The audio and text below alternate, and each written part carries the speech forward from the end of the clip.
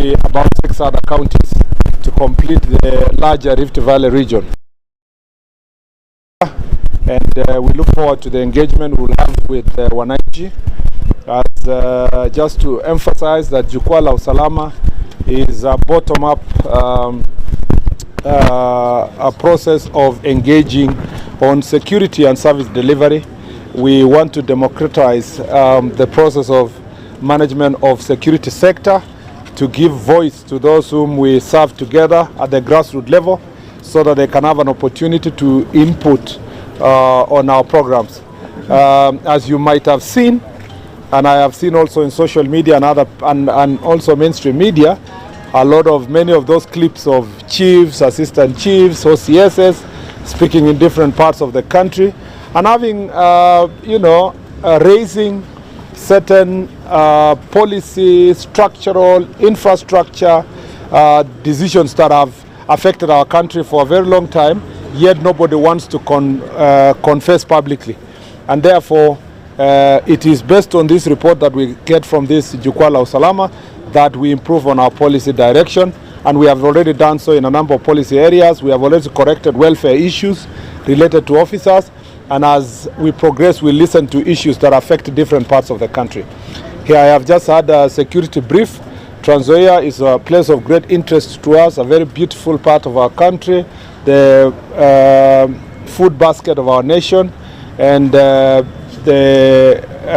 border county with our neighbors in Uganda, and therefore we celebrate Nzoia. We believe that it is a strategic county with very important for our strategic reserves, especially insofar as food security is concerned, and we have seen how the maize have grown, testimony to the fact that the government investment on farm input, especially the fertilizer, has made a great difference in this county. And I'm saying so because it's not just a question of Ministry of Agriculture, but it's a question of security of our country. Food security contributes immensely to the rest of the national security. Beside that, it was our national government administration officers, the chiefs and assistant chiefs, all the way to the county commissioner, who played a very key role in the registration of the farmers. And we continue to monitor the process of ensuring that all the farmers and the qualified and the deserving farmers get the farm input on time. And as you might have heard, we are working together with county government to make sure that the different stores across the county are open throughout the year, so that those who want to do farming across the year is not just within the period of the beginning of the year. On the part of security, the strategic nature of Nzoia is also the very reason why we have security challenges. The challenge is as a result of the arable land and the benefit that comes to land. Land issues here contribute immensely to insecurity in Nzoia. There are many cases of land grabbing. Here for both private and public land. And there is a lot of invasion on public land, especially around Kitale and its environment. And this is perpetuated by government officials, both in county and national level, that give out approvals, particularly allotment letters from county government officials who are giving out public land. And these people are very daring, because they're not going for just any land. They even go for land that is occupied by security officials.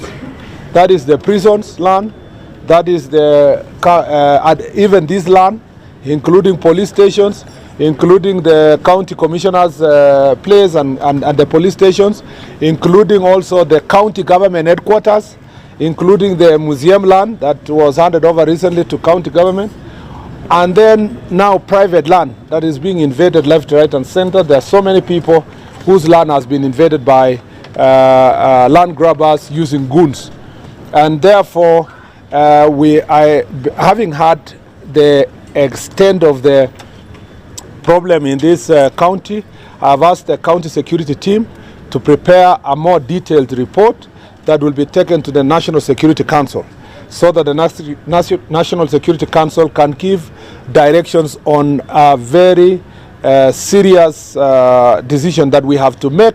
That is multi-ministry and cross-government, and so that we restore land to the rightful owners, including the government of Kenya and the county government of Trans Nzoia.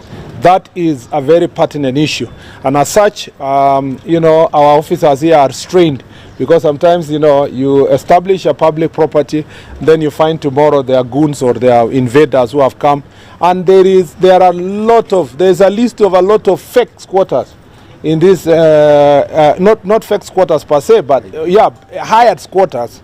There's a lot of hired squatters and fake IDPs. Hired squatters is to facilitate invading of land. IDPs are particularly people are defrauding Kenyans by registering them and telling them we are an association that is dealing with IDPs. You need to pay 1,000 bob to be a member, and there is government plans to settle people, and then they end up defrauding people. And then these IDPs also, when security officials tell them that, okay, you are an IDP, you are displaced from your land, can we go for a baraza in your area with the chief so that we discuss why you cannot access your land? They refuse, because they know that they don't have any land. These are fake IDPs, and therefore all these reports are going to be prepared and sent to us. Then on the second issue is our proximity to our neighboring country, and the question of smuggling of goods, especially contrabands. The contrabands that are smuggled to this county contribute to the next problem, which is this county is number one in the Republic of Kenya insofar as illicit alcohol and drugs being used. In fact, it's number one, followed by I think it was Kakamega, and then is it Busia? Yes, because another border. No, I think it's Kakamega, right? Was it Kakamega or Marikwa? Yes, it's Kakamega. Then you have Kisumu. It is only Nairobi which becomes number 4. Some of the counties we have always complained about are number 15, 16, 17, 20. There is a big problem in Trans Nzoia of alcohol and drug abuse. And part of it is because of our proximity to the border. A lot of smuggling of adulterated ethanol that is being consumed here.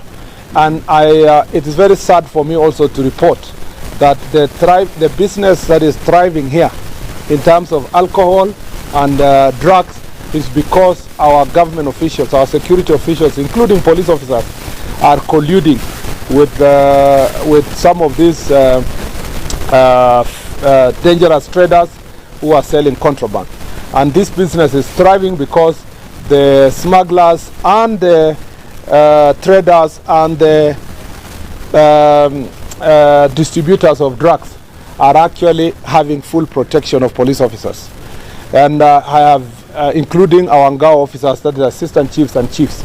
This is destroying our children, and we cannot allow it.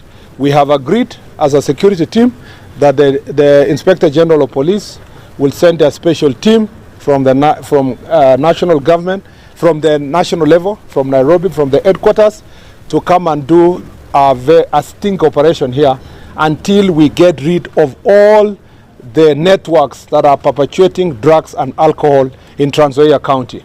We also know that some of the players are holding high offices, and some of whom are big businessmen, bribing police officers, bribing Ngao officers, and bribing magistrates. And we want to say that without fear of contradiction, that if this thing is going to be sorted, it must have concerted effort of all the arms of government. We must get the support from the legislature, and we must also get the support of the judiciary, because we need to solve this problem. We have admitted from our security sector that some of our officers are culpable, and we will be dealing with them immediately, and we are not transferring anybody. They will be receiving their dismissal letters as they go through their court processes to answer why they are facilitating smuggling of drugs and the distribution of drugs and alcohol, illicit alcohol. In fact, because I have been to Elgeyo Marakwet, Baringo, Uasin and Nandi, part of the weakness why those counties are experiencing a high presence of these drugs and alcohol is because of the weaknesses that we have within our border. As you very well know also, our border in Swam here There has been ongoing construction. It's now 98%. President Ruto and President Museveni are expected to come and commission it anytime. We had a challenge of expanded land for purpose of the parking area and also the housing around there.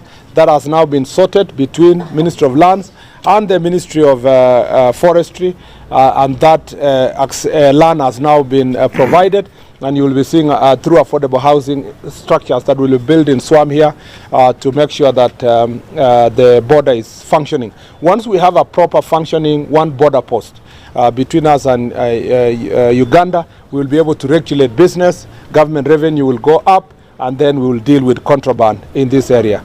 As a ministry that is facilitating and chairing the one border post structure, we want to confirm to the people of Kenya that now Swam, we are almost there. You know, contractors come back to site because the pending bills that the contractor still had has finally been paid. The last thing I'd like to say, not that this is the only problem, but the last one is that Nzoia again has witnessed in the recent past a great rise of goons, politically generated and facilitated goons that are causing havoc in meetings, giving problems to law enforcement. Political leaders, each one of them are hiring some goons. It starts like bouncers and then moves slowly. They become criminals that are making public meetings impossible here, funerals, places of fights. And then, you know, they are incentivized by the money they paid. They also get drugs and they get alcohol. I have also asked the county security team to work with the elected leaders here to ensure that all the goons that have been hired and those that are about to be hired are all dismantled, everybody to go and do their own business, and they be given something else to do instead of engaging in this goonship. As you know, as a result of this, a number of people have lost their lives. You've witnessed the funerals where innocent people wanting to bury their loved ones. The funerals are quickly or hurriedly. The family is left hurriedly to bury their loved one without properly mourning, without even a service, because two politicians wanted to come and demonstrate their strength. Kwa hivyo ningependa kusema tuko hapa kwa jukwaa la usalama na tuko tayari kusikiliza viongozi wa mashinani, kwa kina chifu na OCSs na wananchi wa Nzoia, tujadiliane pamoja jinsi ambavyo tunaweza kuimarisha usalama wetu. Mimi ninafurahi kwamba nikiwa hapa niko nyumbani, mimi ni mwana Nzoia, na kwa hivyo ninafurahi kwamba sisi wote tutaweza kujadiliana, kutoa maoni tofauti ya kuweza kusuluhisha mambo ambayo yanatukabili sisi kama Wakenya ambao tunaishi Nzoia. Na ningependa kusisitiza ya kwamba hata tunapojitayarisha kwa uchaguzi ambao ni mwaka 2 ujao, ningependa kusihi kwamba wana Nzoia wote waishi kwa amani, kwa sababu Nzoia iko na Wakenya wa kabila mbalimbali, rangi mbalimbali na watu wa kutoka dunia nzima na wa dini tofauti.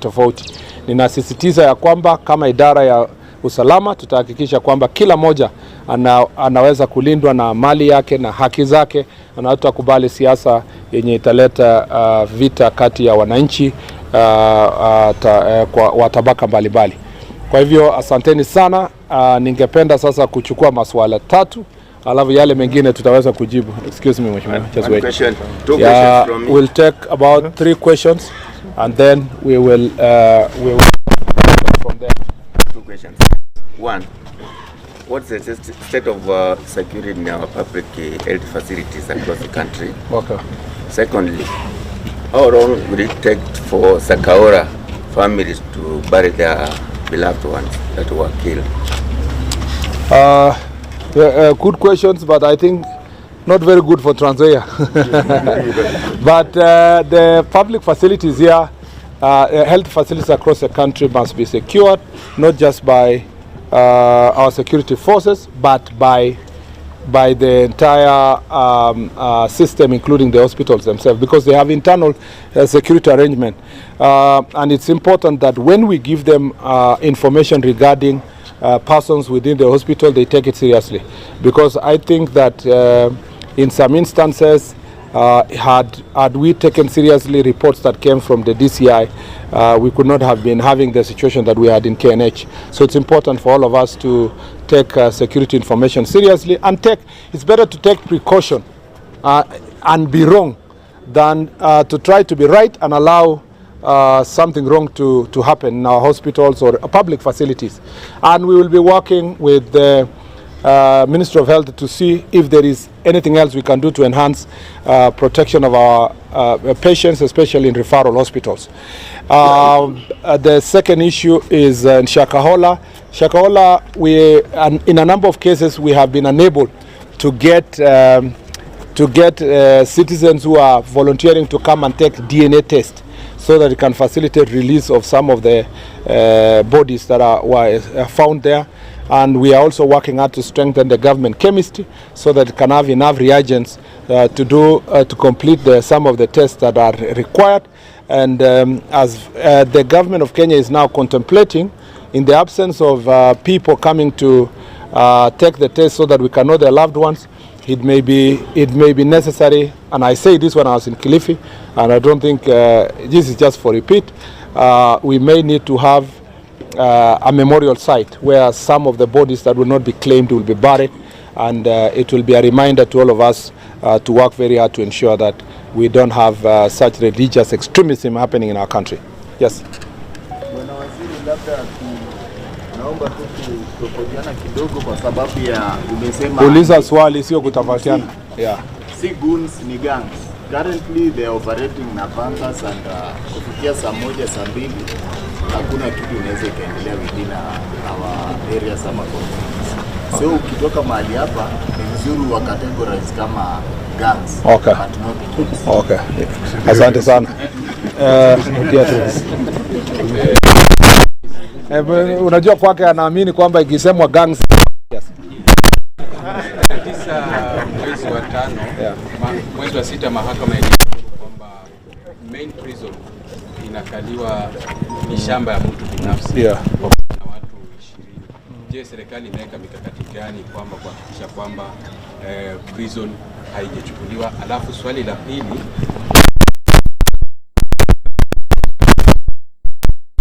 nani? Je, serikali imeweka kwamba ili swala kwanza nataka nikubaliane na sijui kama ni mwanahabari ama mwananchi ameuliza pale kwamba ni kweli tukisema gangs inakuwa even more serious, na tunataka kusema kwamba those gangs yenye iko Trans Nzoia hapa, ni ukweli kwamba tuko na gangs that inatusumbua hapa, na kama vile nimesema tuko na mpango fulani pamoja na ofisi kuu ya Inspector General kuhakikisha kwamba maafisa wakuje hapa kusaidiana na maafisa wako hapa mashinani kuhakikisha we have dismantled those gangs. Na kama vile amesema, wengine wanatumia rungu, wengine panga, na imeumiza watu wengi. Na tumesema kwamba pengine kidogo lazima tuangalie pia wale maafisa wetu wa serikali hapa SWA ya idara ya polisi, kama wengine wamekuwa complacent, wamekuwa wamelegea kikazi, lazima pia tuchukue hatua tuhakikishe kwamba wananchi wanalindwa.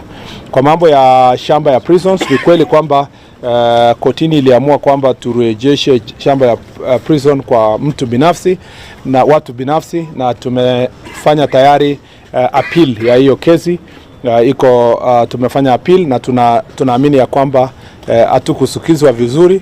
Pia kulikuwa na shida kidogo ya uwakilishaji ya hiyo idara katika kotini, na tumeongea tayari na afisi ya Attorney General ndio achukulie atie maanani sana wale mawakili watakuja kuwakilisha prisons, ili kuhakikisha kesi hiyo tunapambana nayo vizuri, na nina imani kwamba tutarejesha shamba hiyo kwa serikali. Na pia umesema ni ukweli kwamba ni kama kwamba kwa muda mrefu tumesahau ama tumewacha mambo ya mashamba hapa, na unajua kwamba pia wale wanawasaidia katika ofisi kuu ya mashamba katika Nairobi, na hii jambo ni cross cutting, na vile ndio maana unasikia nimwambia county commissioner na security team waandike ripoti kuu yenye tunaweza kupeleka kwa National Security Council kupitia ile National Security Committee, ili tuchukue hatua yenye itakuwa na wakati na itakuwa na multi-agency approach, kwa sababu iwezi fanywa tu na maafisa wa serikali. Unajua the impact inakuja kwa wale wa polisi na security, lakini shida kubwa iko kwa upande wa mashamba. So lazima tufanye wote pamoja kuhakikisha ya kwamba tunasuluhisha shida hiyo. Nadhani na unajua hamjajiintroduce na media houses. Yeah. TV47. Na hiyo itakuwa ya mwisho. Bado kuna mwingine? And then the last one. I think the last one. Pengine tungepata tu msimamo wa serikali kuhusiana na wanasiasa wachochezi, sio tunapoelekea katika uchochezi, kwa sababu tunaona already kama kampeni za mapema zimeanza. Swali ya pili ni kuhusiana na swala la mpox. Jana serikali ya kaunti ya Nzoia ilitangaza kwamba kuna mmoja wa wagonjwa kupatikana katika bunge la Kitale, na kufikia sasa hatujajua mikakati ya usalama huko mpakani mwa Kenya na Uganda iko vipi, kushirikiana na wizara ya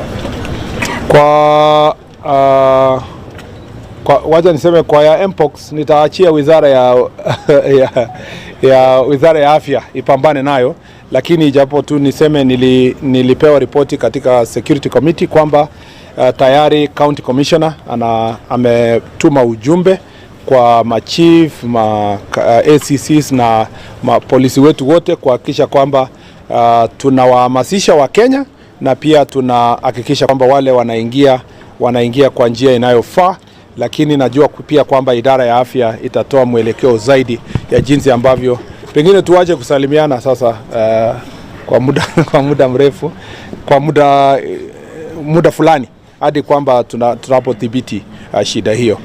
Na unajua sisi wa Kenya na wa Afrika, huwezi sikia hujakutana na mtu mpaka umshike mkono umsalimie.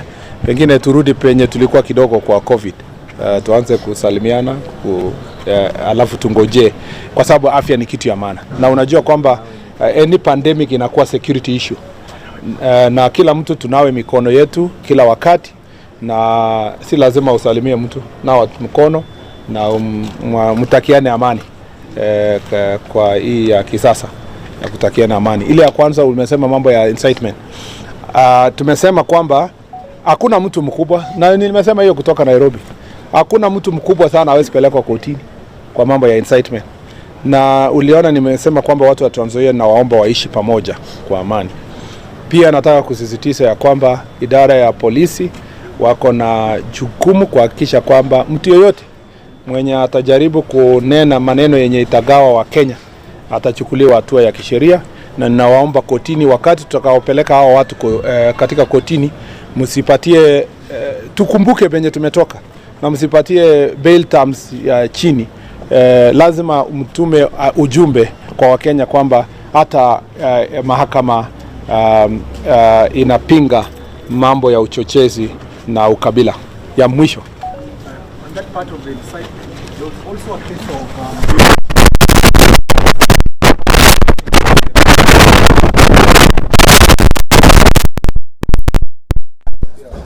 Are there any ongoing cases or the arrests of those particular, especially the organizers? Is there any arrest that has been done so far? As you know, it's in public knowledge.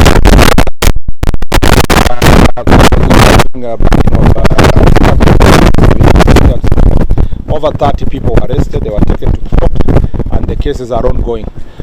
What we just need is to carry out very robust prosecutions, and the DCI office provide proper information. We believe that if every incident is going to be dealt with according to the law and people are charged and brought to account, we believe that we are able to ensure that we avert any possible recurrence of such incidents.